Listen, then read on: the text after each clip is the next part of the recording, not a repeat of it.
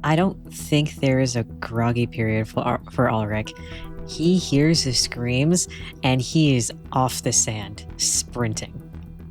His bow is already in his hand. You start charging, the two of you, into town.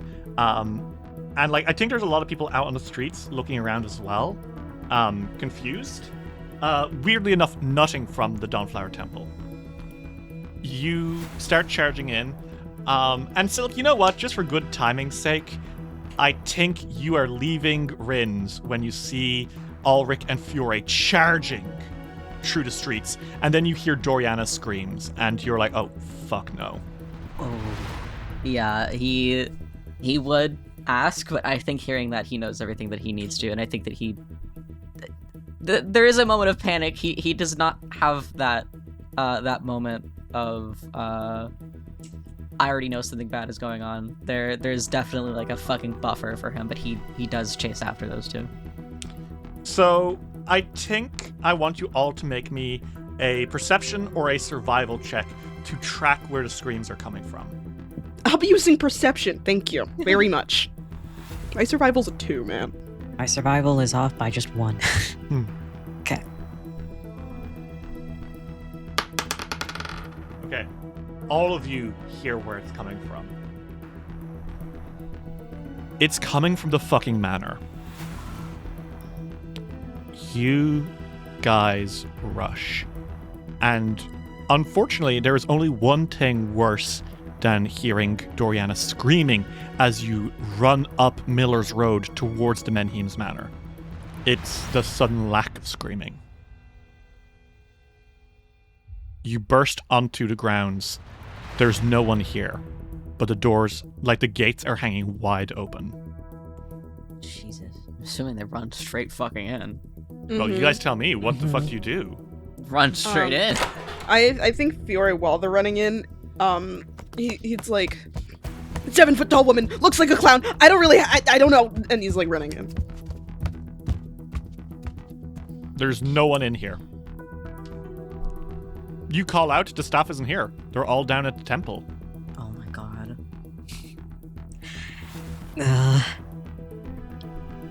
Do you guys want to make me a perception check? Perception, yeah. Holy shit, not 20 Alrik. Okay. That's fucking crazy. That's fucking crazy. Damn. It's been raining.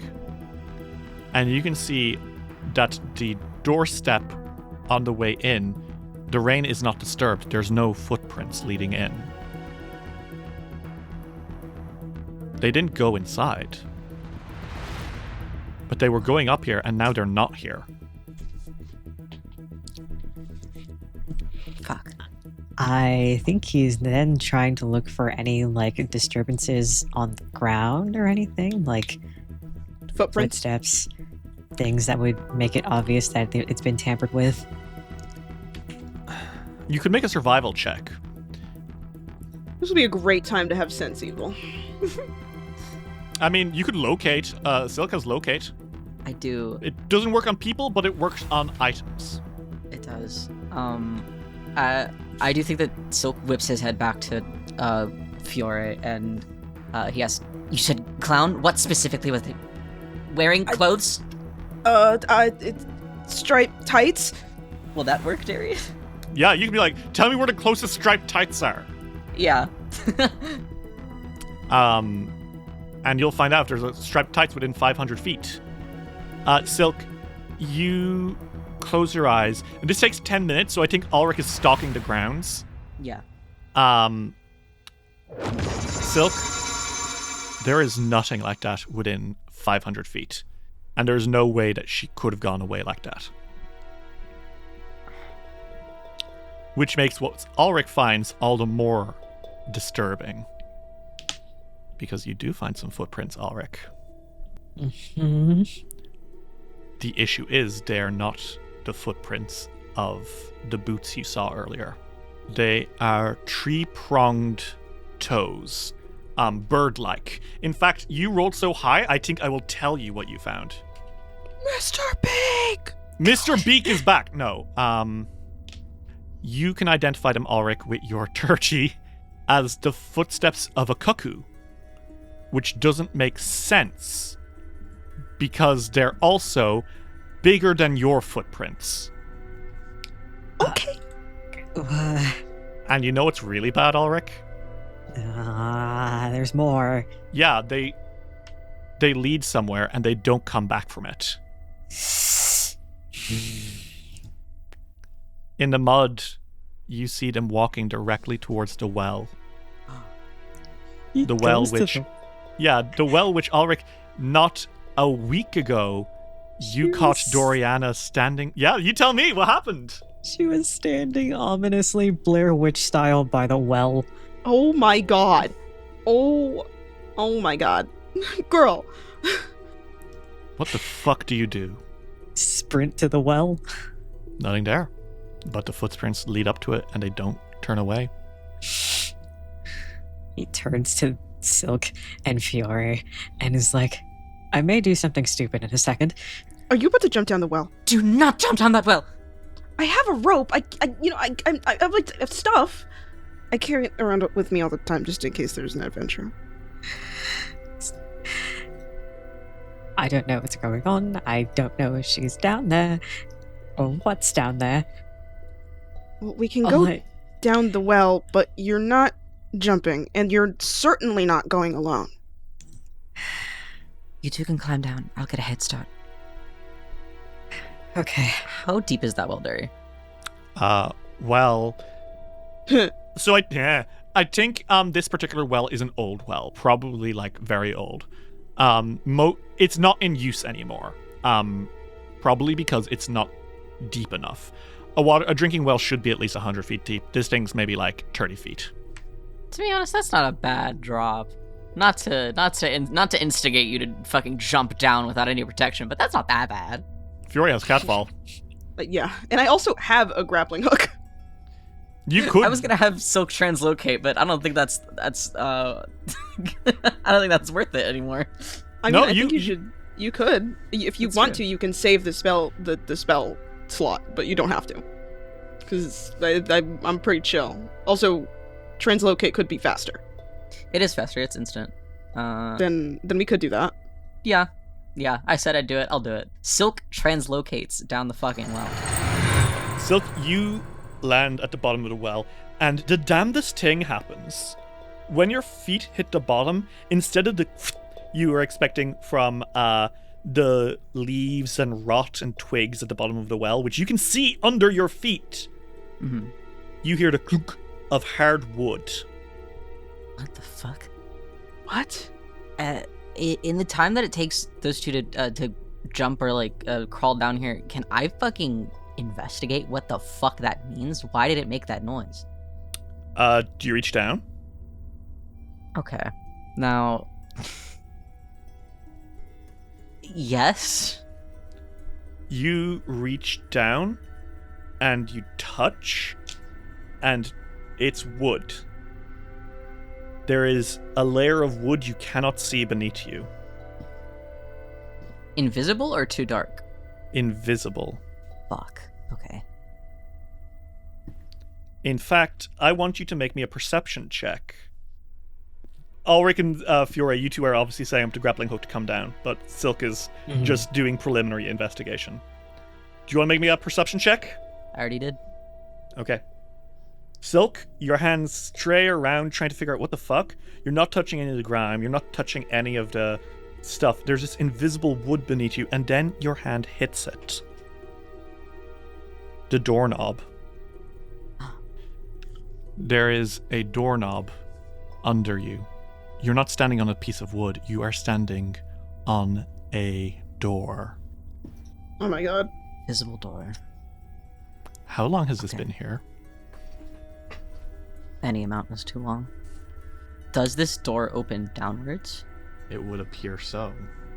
Okay. Then, in that case, since it's invisible, he's going to wait until Fiore and Alrik are down here. Yeah, I mean, you two rappel down pretty quick. What the fuck do? I think, Alrik, you're probably going first, right? Yeah. Fiore is not about to get in the way of Alrik and his little sister. So yeah, he's going behind. He's peering down though, because he's concerned. Alrik, you get down there. Silk is looking really shocked. He's like knelt on the floor, like holding something.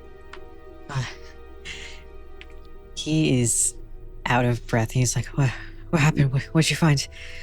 A door. This is a door. We're standing on a door. Okay. Alrik is gonna look at the door, see if there's like anything funky with it, trapped at all. No, it doesn't seem that way. I'm not even gonna make you roll. You know it doesn't. Okay. He looks at the others and sort of asks for like the all clear. Are we all good? Well, I mean, FIORE is here now, so he's like, I'm here. Okay. As soon as FIORE confirms, Silk, he doesn't even verbally do it. I think he just opens the door. You'd expect to fall, wouldn't you? But no, it's more like you all stay perfectly still as the world rotates to right itself, and you are all standing in a hallway that you can't see past your nose. It is pitch black. And then the hallway extends, accordion-like, and it goes maybe 20-30 feet long. And then another door appears at the very end. What do you do? What the hell? He's moving still towards it. Like he's freaked out and he has no idea what's going on, but I think FIORE is just like baffled. You said you saw a fucking clown?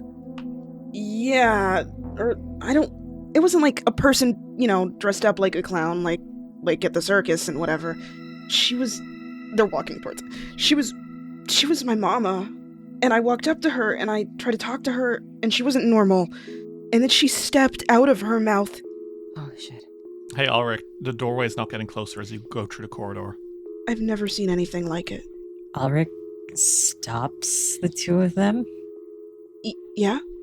We're not getting any closer. This is some sort of magic. You hear a voice kind of starting to echo, and it says, kind of coming out from every wall. Oh dear, you've really done it now, haven't you? I didn't have time to close the door after me. Careless little me, huh? Well, I don't suppose I'm particularly worried about it, though, because, well, being frank, I'm going to kill you. You've really, really meddled with everything far too much. And honestly, I know I was asked not to do it so quickly, but I'm rather getting quite hungry now. And, unfortunately, I'm tired of waiting. I don't usually put a date so far out, and, well, I'm afraid I'm going to have to break my promise to do it. But that's okay, I think.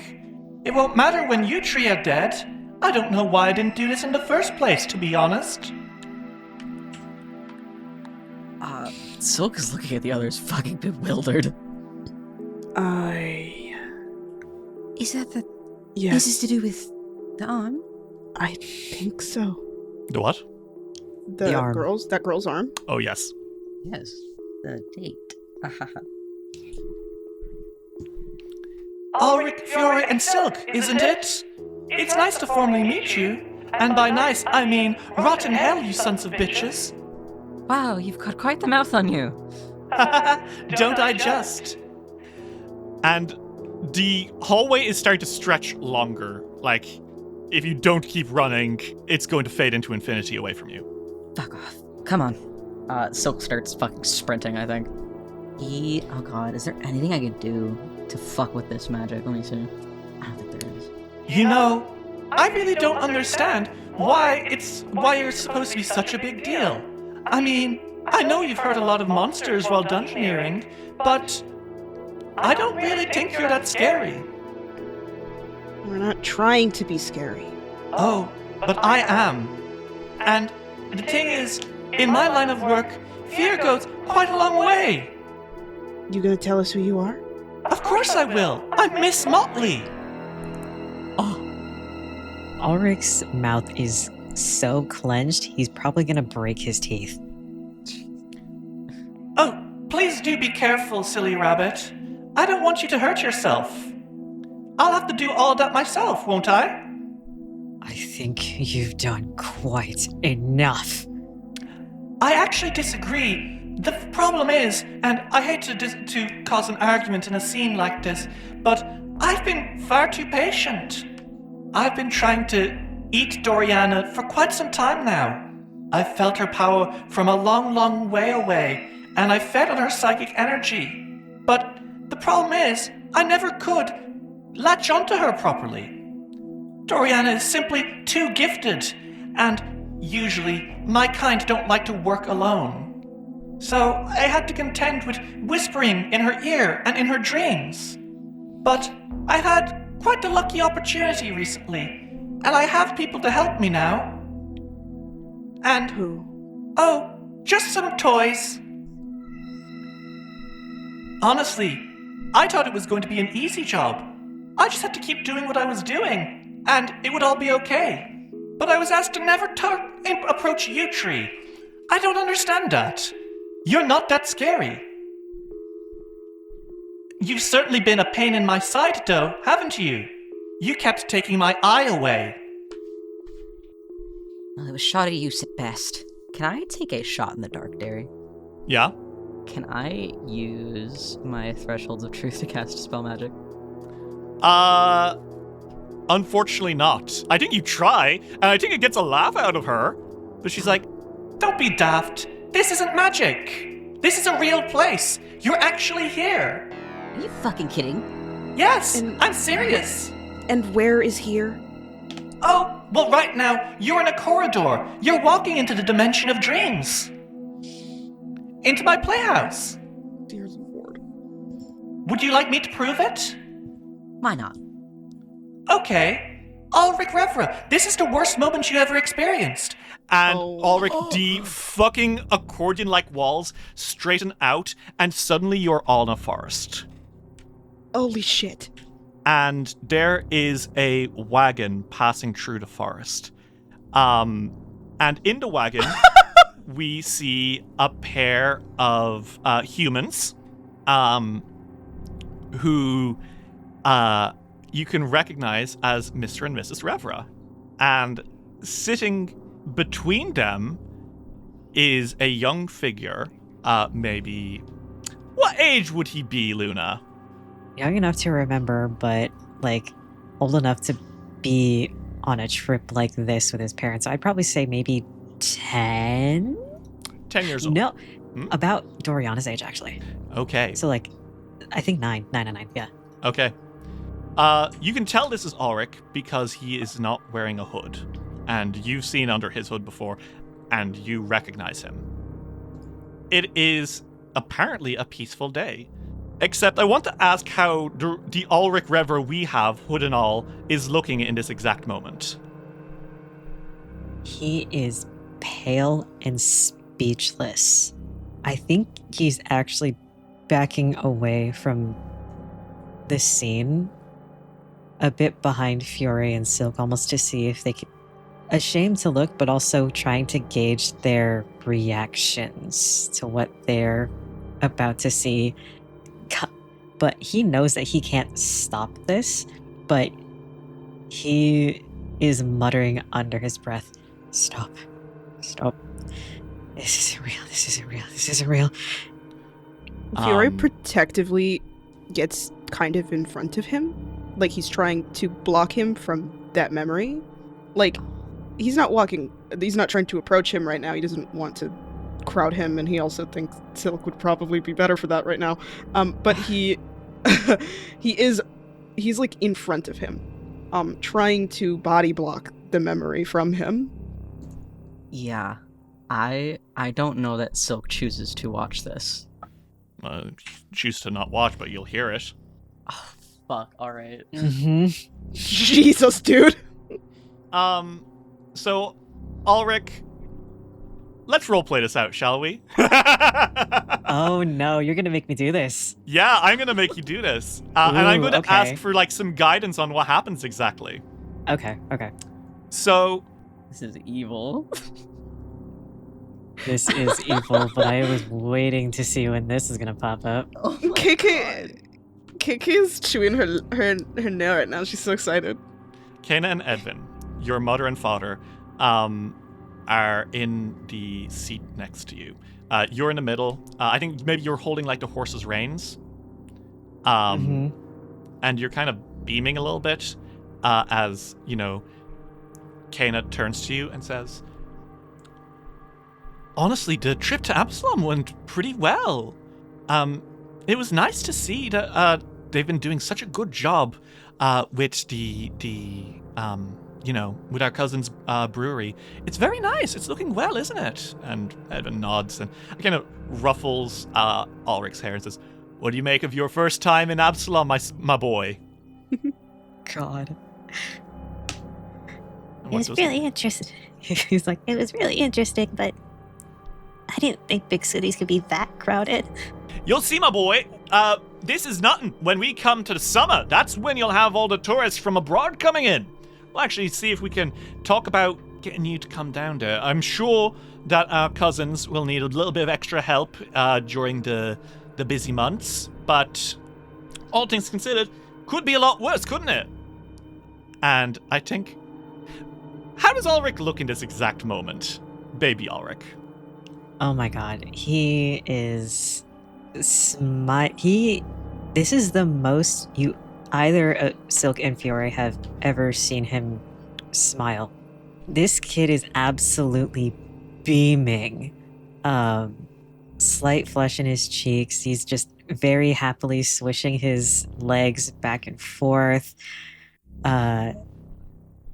Really happy to just be really happy to have the reins, and it's a nice stroll. It's a nice day. And what happens Kid's when the having first the time of his life? And where does the first crossbow bolt land? It lands between him and his father, and I think it's slightly grazed his shoulder. Pearlescent blood is drawn, and your dad jolts, right? And coming out from the trees, you couldn't see them, they were so well disguised, are several men wearing masks, hats, empty pouches, and crossbow bolts, and crossbows, and they're all trained on the three of you. And I think your horse whinnies, and without going into too much detail, that is also taken care of very quickly by a crossbow bolt. And your dad throws himself up and says, what in the name of the gods? He kind of yells, and he's fumbling for a sword. I think he has one. He's not very good with it, but he has one. You've never seen him use it. When another bolt flies and hits him in the knee, and he lets out a yell of agony, and your mom screams and holds him, and Alrik dares you staring down these bandits. And the leader steps forward, and he kind of grins and says, right, so here's the deal. We're all very hungry, and we heard there was a rich vineyard owner passing through here, coming home with a load of sales, isn't it? So I reckon we don't want blood on our hands for killing anything more than a horse. So if you could kindly fill our bags with all the gold you are bringing back from busy Absalom, we'll leave you on your way, yeah? And Alrik, your mom is sobbing, screaming as your dad is trying to pull himself up to fight these people. And I think he shoots another crossbow bolt, and it hits the wood between your mother and your father, and that makes them both flinch terribly. What do you do? He can't bring himself to really do anything except stare in complete horror. And all he can really do is clutch onto his mom almost in a protective manner. He sort of has... He puts himself between her and the bandits, but his back is to the bandits. And I think a hand comes down around the top of your head and buries into your hair and yanks you off your feet. This guy is maybe 7 feet tall. You're maybe 4 feet tall. You are dangled a whole 3 feet in the air as this guy brings you to his face and looks at you through that mask. That bandit's mask that shows you only the blackest glint of his eyes. And that grizzled face he has contorts into a sneer as he says, "What the hell is this one?" And another one comes over and says, "You reckon it's like, what is it? Is it maybe a beastkin?" And the man kind of snorts at this, and he raises you up to his face and says, "Is that what you are? Are you were creature jism?" He doesn't say anything, but his eyes are wide and he is crying. Oh. The only thing coming out of his mouth right now are whimpers. Oh, he's scared. Makes sense. Look at him. You can tell he's a weakling from a mile away. He kind of shakes you around by the scalp. And he says, "You know, what's wrong? You're not going to protect Mummy and Daddy?" He doesn't say anything. You know what you can do, then, mate? Fill up the bag. And he throws you by the hair into the back of the wagon. And now all bows are pointed at you. This is the money that you have made for selling, like, the autumn harvest of grapes. You're entering winter. You're not going to have any more, like, sales this year for the next few months, you know? Your dad is injured. Your mom is clinging to him. What do you do? He's just staring at his parents almost like he's begging them to tell him what to do because he doesn't know. Your dad opens his mouth to say something when a crossbow is like nudged into his cheek and he just shuts his mouth. And I think your mom, whimpering, says, "Alrik, honey, why don't you do what the nice men say and just give them what we have and we'll figure something out." And your dad looks over fucking furious, but what do you do? I think Alrik turns away and obeys his mom. The bandits leave with a fat fucking bag. You guys are several miles out of Otari. No money, no horse. And as that bandit leader who was shaking you around is leaving, he kind of pauses and he turns and looks over his shoulder and says, "Hey, kid, freak show! Good luck ever be taken seriously with a head like that, mate." And with that, this predator leaves, and you are left confirmed forever in your mind that you are visibly pathetic and an easy picking. What did this event do to Alrik's mind, and how is older Alrik upon seeing this? This event crushed his confidence basically forever. He grew up reading books of heroes and thinking one day that he could be like that. But that day proved that there is nothing he can do that will even come close to that. He never let anyone see what was under his hood ever again. He never got the guts to protect people. At least in his head, he thought that he couldn't do it at all. He thought this event made him think he was worthless. How does Alrik look in front of us right now? He looks like he's gonna be sick. The voice calls out again now as the accordion walls turn back to normal, and the door is now like 10 feet away. So that's kind of why I'm not particularly worried, you see. You dream about that every night. It's honestly kind of sad, so I don't think I'm very scared of you. And really, it might be nice if you all just went back now. Alrik, are you alright? Alrik looks at Silk from under his hood. I think he buried himself deeper in his hood. You can't even see his eyes. He looks at Silk for a brief second and looks back down at his feet. And from under the hood, you hear heavy breathing, almost hyperventilating. You saw that. Both of you saw that. He backs into the wall, away from the both of them. Oh. Very papery feeling. Alrik, you were a kid. You were a little kid. You're not a little kid anymore. It's barely okay. recovered after that. My family barely recovered after that. We almost had to sell the vineyard. That's not your fault. Alrik, listen. I think that Silk steps towards Alrik, and he fully is allowed to bat him away, but I think that he tries to slip his hands underneath his hood, not to do anything with it, but to put his hands on Alric's cheeks. None of that was any of your fault. For what it's worth, I actually do think maybe if he'd stood up and fought, he could have done something. At least given his father an opportunity. But that's just me. I don't really know much. This isn't about you. Shut the fuck up. Silk's hands actually leave Alrik, and he's like, "You shut your fucking mouth!" Oh my! Well, that's not appropriate for children's ears.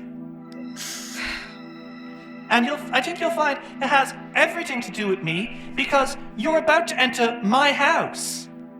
Then why don't we show you why you should be so fucking afraid of us? Huh? Honestly, I'd love that. I actually think I'd be in a bit of trouble if I let you go. So, honestly, I am taunting you as much as I can right now. Well aware. And the door in front of you unlocks. The fuck do you guys do? I think... For context, did Silk fully turn away from Alrik when he yelled? He did not scream in his face. No, he fully turned his head. Okay. So, I think now Alrik is in the state of a little bit of a 180. He moves directly behind Silk and puts his head on like the back of his shoulder. He doesn't hug Silk, but he's grasping onto his cape, and you can feel him trembling. Oh, I'm gonna fucking kill myself. Silk fully got overtaken by the deep fucking rage. And he, like a second ago, was fully ready to stomp into that room and cast every single fucking spell to hurt that motherfucker. And he still is. 1 million lightning bolts. I'm ready to sacrifice all of my spell slots to cast 1 million lightning bolts and kill her. But the second that he feels Alrik against his shoulder, it is still inside of him, but it fully melts and it takes a backseat completely. And he bites his lip and he reaches a hand back to kind of up and back to lay like a hand on top of Alrik's head, and God, he would say something. I'm just trying to think of what it is. Just know that she's wrong about you, more so than anyone else ever has been. You are terrifying. Give her all you have.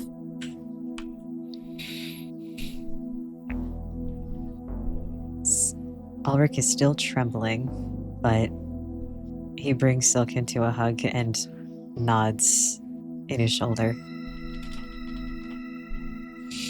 I killed myself. Do you want to move in through the door? Enter Miss Motley's toy house? Yeah. I think FIORE looks back at them and he goes, let's show Doriana what a hero you can be, okay? Takes a deep breath and nods. Right. This is for her after all. I'm here for her.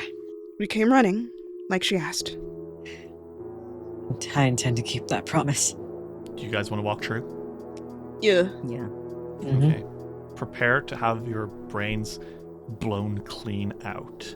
Hell yeah. Take a look at this. Oh shit. My God.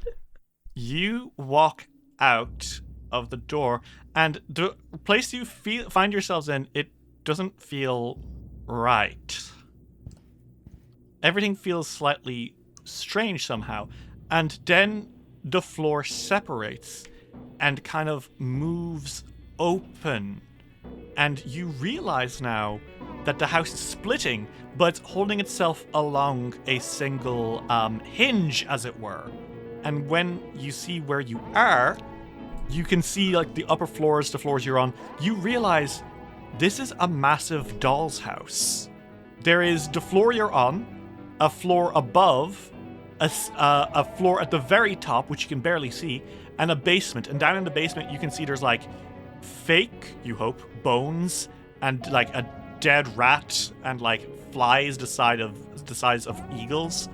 On the ground floor, you can see like a beautiful little kitchen, a dining room. But then it's the bedroom areas that are really freaky because there are countless stuffed dolls looking down at you. And there are hands, human hands and otherwise, other ancestries too, pinned to the walls, twitching. And dressed in the single most gorgeous, fancy, poofy dress you can imagine is Doriana Menhims, sitting on a big chair on the top floor. But there's something wrong with her. What's wrong with her? They put her into IDV! Oh no. Oh my god. Oh my god, you poor fucking girl. Her eyes are gone and they've been replaced with buttons. And her hand is gone too. And you hear a rustling from somewhere. And you hear a voice speak to you and says, Well, now you've gone and done it, haven't you? You've come right into my dollhouse. I didn't think you'd actually do it. And there's a silhouette moving around the top floor behind those armies of dolls. That doesn't look like a person. And it certainly didn't sound like one. In fact, what you see, would you like to see as it comes into view? Would you like to see what Miss Motley looks like? Not really. Yes. She moves on what she moves into the open on spider-like legs, hidden under her dress. But oh god, she is impossible. Or not spider-like. She moves out into the open, her cuckoo-like feet clicking as she moves. And unfortunately, she looks like this. Oh, I hate it. And yet, I love it. Oh, her contrast. I've been saying. She is immensely tall. Maybe 9 or 10 feet tall. But very slender. Thinner than any of you. She wears a long black ball-gown dress that almost looks like it's made of spider legs with cobwebs between them. She has cuckoo-like feet that peek out from below, and no middle section. Instead, it's like her shoulders wear a black cloak over them, and coming out hunched is this weird long face poking out from the shawl, where she wears a veil, but you can see through it oversized bulbous eyes, and in that cavity where her midsection is, you can see she has several dolls dancing, and 2 of her forearms are playing with the dolls, as if they're on puppet strings. The other 2 channel dark magic as she approaches. And she speaks again and says, Well, face to face at last, it would seem. Well, to be honest, I've really been looking forward to killing you. You made it very hard for me to keep moving my eye around. I had to dominate the elf several times in his sleep to bring about his workshop back to the manor. Hey Silk, what's up? Are you serious? Hey Silk, I've been rolling some secret will saves for you. Oh my god. Oh my fucking god, he looks furious. What I find most interesting is you never did figure out what the ruby was, did you? You did spend a long time looking, but it seems like that really perplexed you. I suppose the crafter kept his word in making it a unique piece of magic. Although, you did find something like it. And I think that drew you close, but not quite. And I think with this context now, I want you all to make me one last occultism check to figure out what the fuck that ruby was. Man. Occultism check? Mm-hmm. Great news, lads. It's a +1. Okay, go for it. It's a ruby! There's It's no red. fucking way that Fiore rolled a nat 1 and got a +1 for a 2. Fiore! It's Belcorrah! Oh my god! It's Belcorrah, you guys! Oh my god. I think Belcorrah! I think Fiore maybe mutters the word Belcorrah. But Alrik and Silk, it finally fucking hits you like a semi-truck. Oh god, you're looking at her and it all makes sense. That gemstone, it's a ruby from the Dreamlands, right? But someone's been casting spells through it. Someone's been using it as a focus. That's why it had to be on the person at all times. They are casting through the ruby. And the only item that makes sense to you like that is an item called a hag's eye. And unfortunately, I regret to inform you that you now know what this is, what Miss Motley is and has been this entire time. It makes sense. It's just like her weird clawed little feet.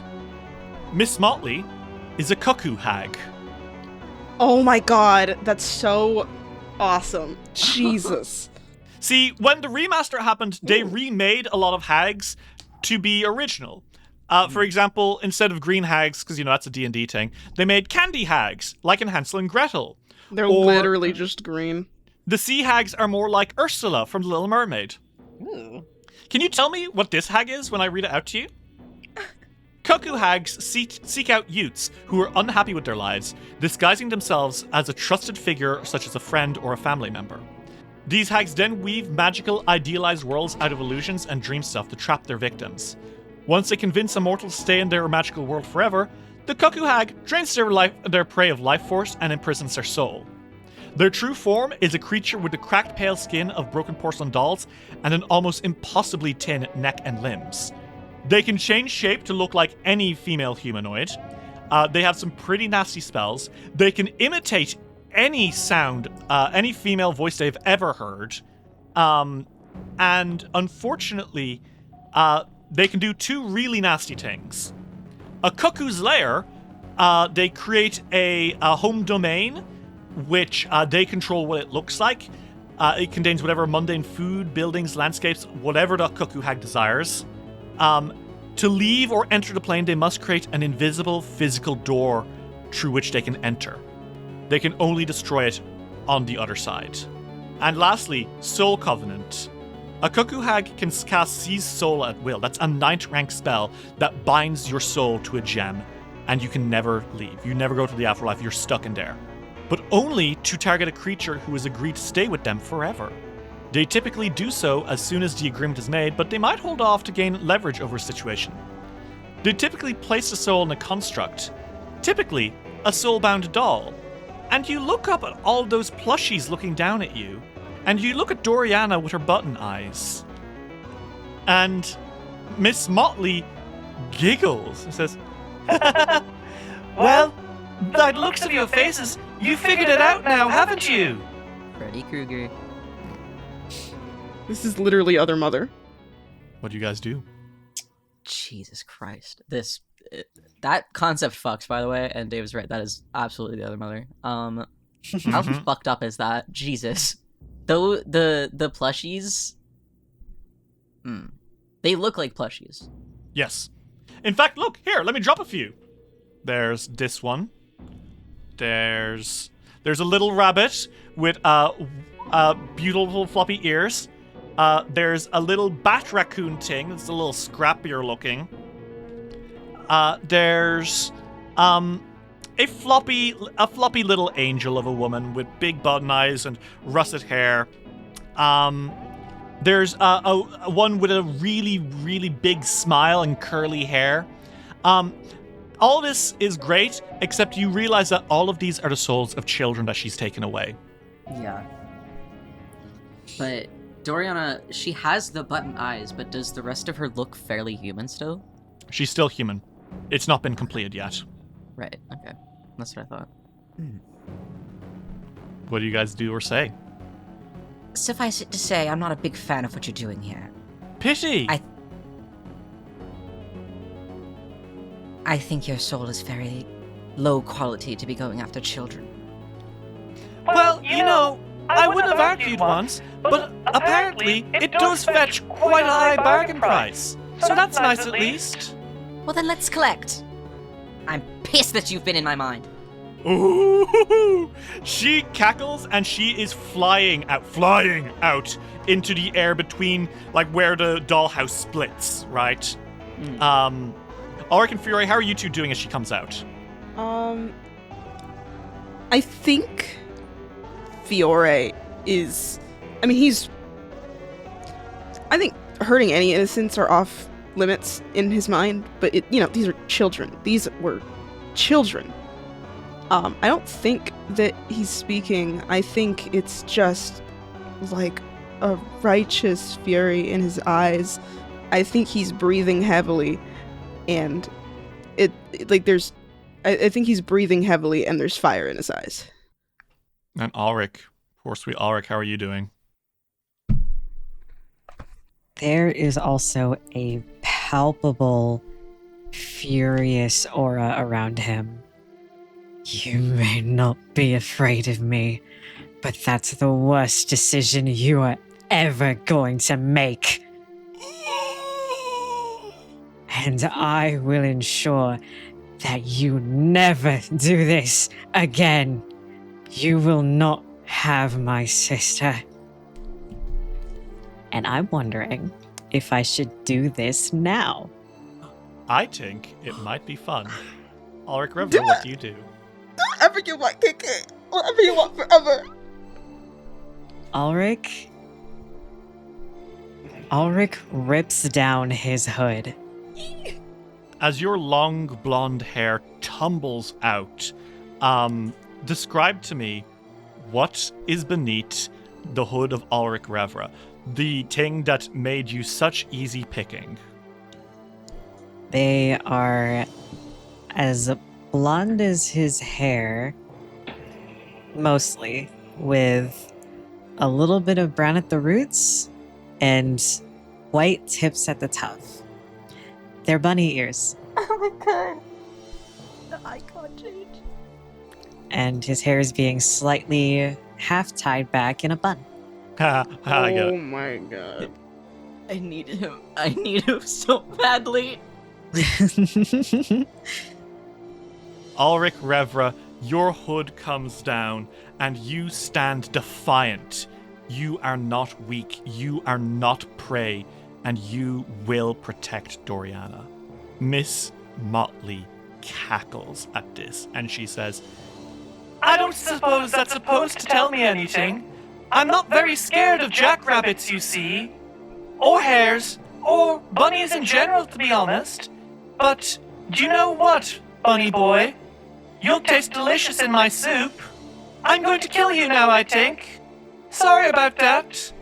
And FIORE, Silk, and Alrik Revra hood down, defiant. And for everyone at home, you may now open the link that was pasted in the description to see a picture of Alrik with his hood down.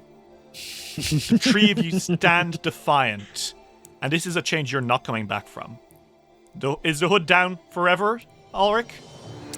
I think the hood's down forever. Okay.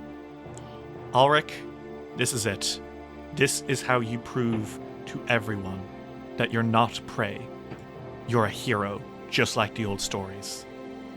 And so, the Fogfen Few face off against Miss Motley, the cuckoo hag, in her dream house, in a world in the dimension of dreams, as Doriana watches through button eyes, unable to move in her seat, as an army of plushes move. And you guys descend into battle to save the soul of Doriana Menhims.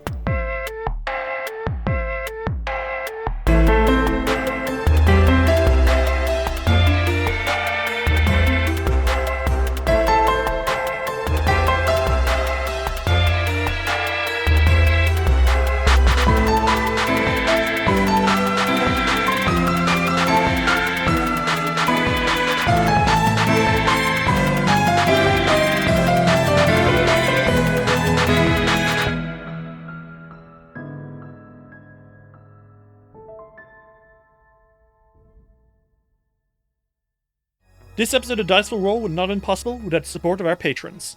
Brobear, Roxy, Cell Ravau, The Protease Inhibitor, Acid Dialogue, River Supports Artists, Hello, Horrorfan 546, Lightning Scar, Dr. Caesar MD, A Potato, Derpy Gamer, Quinlan Boss, Princess Olive, Emily is Gay, Meow Mai, Abigail Wallet, Knight the Werewolf Teacher, Actually a Bot, A Sleepy Bear, Kyle Damon, Soulgrease Lobo, Phoebe Jeebies, Lux Rexus, Baron Stormcrow, Tony Saunders, Mita, Arave, Mott That Crawls, Ferric Vulcan, Luis Loza, Aries, Alexander Crizzle, Skyly, Genuinely Tricked, Transgirl Trish, Baal Punyon, Matthew Wilson Krasnovich, Tillen Shark, Jace Snooks, Jonathan Love, G. Barbera, Luke, Gideon, Simon Strange, Seth, Kira, Lichlope, Gizmo, Cass, Fable McElduff, Ava, Remty Bright, Lonesome Chunk, Steph, Sean C, Natasha Lumley, Rhiannon C, Ellie, Jenna Mitchell, Kane Kendrick, Sky Evangeline, Triceratops, Anna Maria, Jordan, Emlyn Aderna, John de Bookworder, SS66 Seeker, and Dame Violet Turd. If you'd like to see what you can get for helping us keep it rolling, check out patreon.com/DiceWillRoll today. Every hero strikes out on their adventure for a different reason. To prove myself worthy of my mother's praise. To write my own story and discover who I really am. To prove to my family that I am more than they believe me to be. To revive the god that has chosen me. But when the fragile balance of the world is in jeopardy, and sinister forces move in the darkness, heroes will be tested, pushed to their limits and beyond. And it will be left to them to determine if they are up to the task. There is a darkness rising. Will they be able to overcome the challenges and meet this evil head-on? For my god. For my story. For my freedom. For the world. To restore the balance. Modified Roll Season 2, The Chronicles of Erin, a D&D 5e actual play podcast. New season, new characters, new story. Find us on all the usual podcasting apps or at modifiedroll.com.